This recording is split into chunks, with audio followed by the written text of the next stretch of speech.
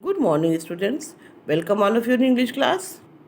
Children, today I'll teach you chapter 4, Speak Gently. I have already teach you about the to speak gently to the others, not to speak harsh words and unkind words.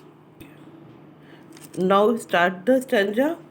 Speak gently to the aged one, grieve not the care worn heart. The sands of life are nearly run, let such in peace depart. In this line, the poet says that kind and caring words must be used to the aged and senior citizen because they are already tired and worried as out of so many actions of life, and they have spent most of their lifetime already, and only short lifetimes are left for them. So let's help them to live happily and peacefully, and they are live with us. बच्चों, इसमें poet बोलते हैं कि हमें kind and caring words अपने बड़ों के साथ, अपने सीनियर के साथ, अपने पेरेंट के साथ और सभी सीनियर सिटीजन के साथ यूज़ करना चाहिए, क्योंकि वो तो ऑलरेडी इतने अपनी ज़िंदगी को मतलब सफ़र से इतने थक चुके होते हैं, इतने वरीड हैं अपने जीवन से, उन्होंने इतने एक्शंस कर लिया होता है।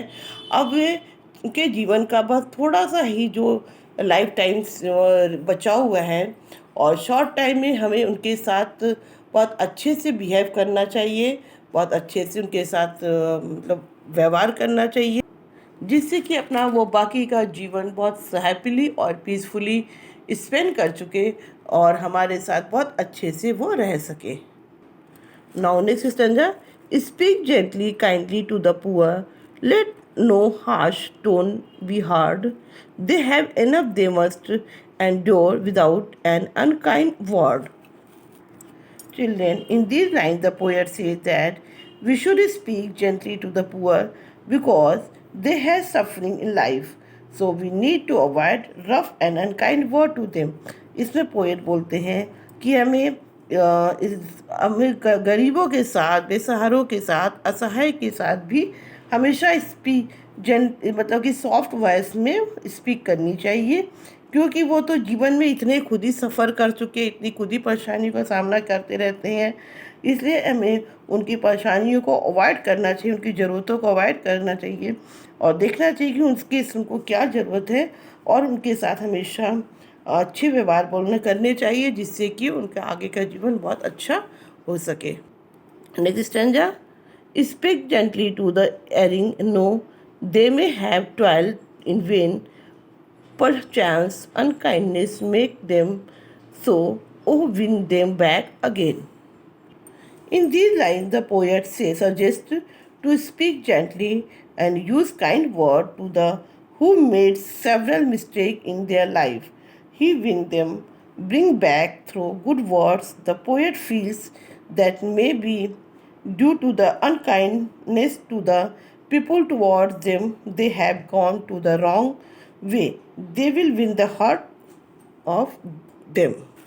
बच्चों, इसमें पोएट कहते हमेशा सजेस्ट करते हैं कि हमें जो इंसान बहुत अधिक मिस्टेक कर चुका हुआ है, बहुत जीवन से अपने सफ़र कर चुका है, उनके साथ हमेशा जेंटली स्पीक करना चाहिए, सॉफ्ट स्पीक करनी चाहिए, क्योंकि ही विन देम ब्रेक बैक, क्योंकि इससे उनके जीवन में थोड़ी सी शायद खुशियाँ आ जाए और अच्छे हमारे वर्ड्स से उनको बहुत अच्छा फील हो सके, और हमारे अनकाइंडनेस से उनको शायद बुरा लगेगा। इसलिए हमेशा ऐसे लोगों के साथ हमेशा अच्छा व्यवहार करना चाहिए, जिससे वो गलत राह में दोबारा न जा सके, और हमारे अच्छे व्यवहार से हम उनके हार्ट को विन कर सकते हैं, जीत सकते हैं और उन्हें अच्छी राहों पर ला सकते हैं। Next stanza.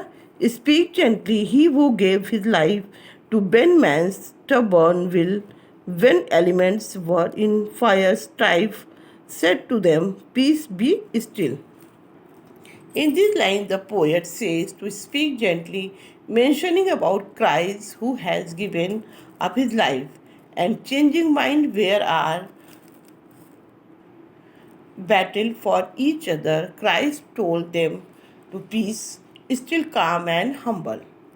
बच्चों इसमें पोएट बोलते हैं कि हमें जो लोग आपस में लड़ रहे हैं, आपस में क्राई कर रहे हैं, बैटल कर रहे हैं, उनके उनके माइंड को चेंज करने के लिए हमें कैसे बोलना चाहिए, हमें सॉफ्ट वॉइस में भी स्पीक करनी चाहिए, जेंटल वॉइस में स्पीक करनी चाहिए, हमेशा उनके साथ प्यार से बात करना चाहिए, क्योंकि वे तो आपस में खुद ही लड़ रहे हैं। उनको क्या चाहिए, उनको प्यार की ज़रूरत होती है, जिससे अपने क्राइस को, अपने बैटल को, अपने दुखों को वो छोड़ सके और जीवन में शांति से, हम्बल से वे रह सके। Now last stanza, speak gently, it's a little thing, dropped in the heart, deep well, the good, the joy, which is may bring eternity shall tell. In the last stanza, the poet compares our heart to deep well.